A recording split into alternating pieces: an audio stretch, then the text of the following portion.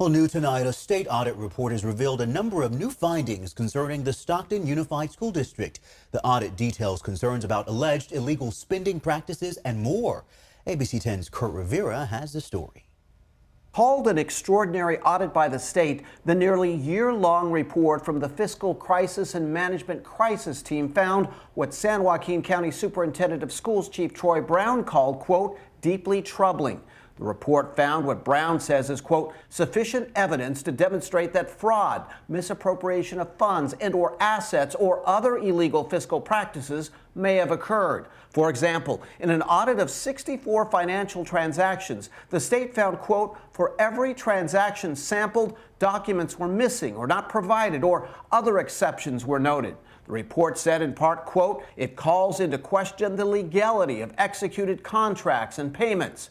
The report also zeroed in on the district's $7.3 million contract with Alliance Building Solutions Incorporated for air filter disinfectant technology. The report detailed how a company presentation was made not before the Board of Trustees, but in, quote, a private holiday party hosted by former Stockton Mayor and District Trustee Anthony Silva.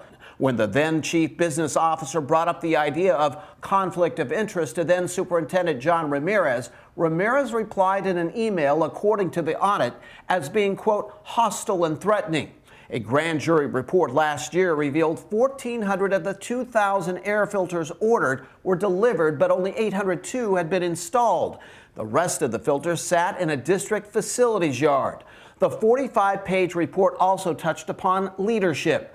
During interviews, staff said in regards to then Superintendent Ramirez and board members, quote, they have used their positions of power to influence certain business transactions by deliberately overriding staff recommendations and board policies when it came to the purchase of air filters, as well as, quote, the award of contracts for legal services. County School Superintendent Troy Brown has referred the audit to the San Joaquin County District Attorney's Office. In a statement, DA Ron Freitas said in part, quote, make no mistake, any attempt to commit fraud on the backs of our children will be prosecuted to the fullest extent of the law.